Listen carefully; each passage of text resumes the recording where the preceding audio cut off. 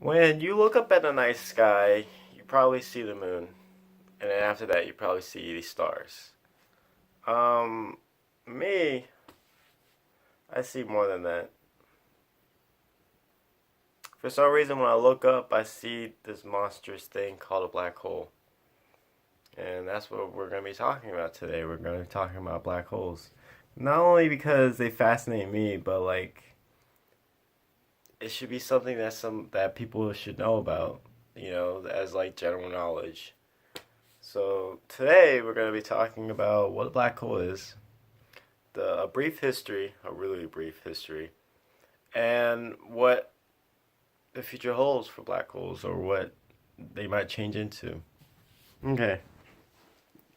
A black hole is a point in the space-time continuum, yes.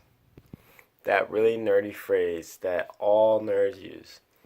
The space-time continuum where the density and the mass are infinite and the gravity is so strong that not even light can escape from it. No electromagnetic radiation comes from the black hole. That's why it's called a black hole.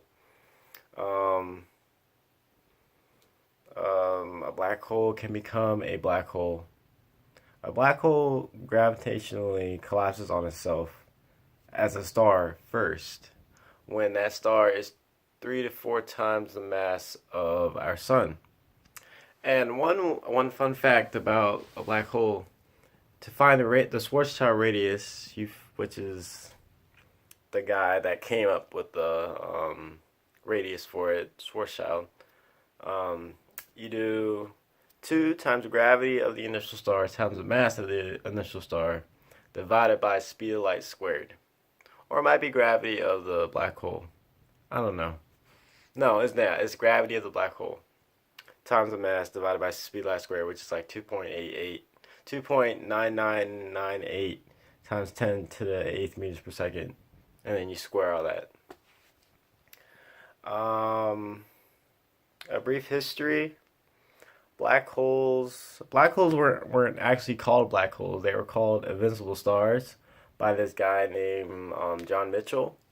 He proposed that an object could be so dense, could have so much mass on space time that nothing would be able to escape its gravity, including light. That's why it's called an invisible star. As time moved on, a guy named Albert Einstein came up with the theory of relativity. E equals mc squared and all that. And he also helped propose, he helped back up that theory that nothing could escape from an object if it had enough mass.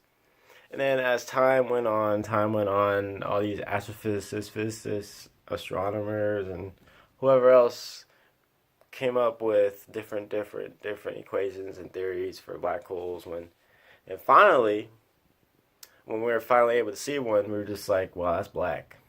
Let's call it a black hole. And that's the name black hole.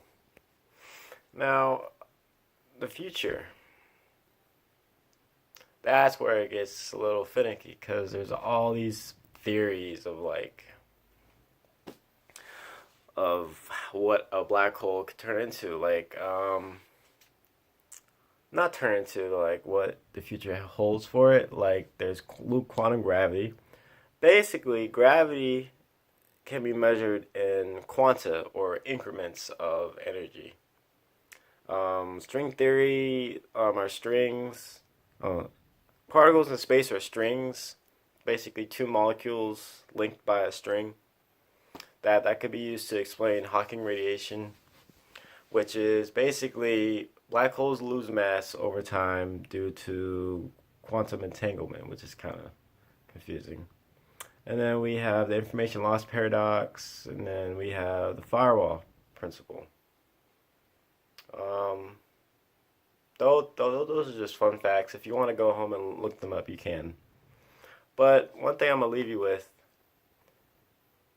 if we were to hop into a wormhole and come out the other side and there's a universe, what's to say that that our universe is not the product of another black hole? Have a good day.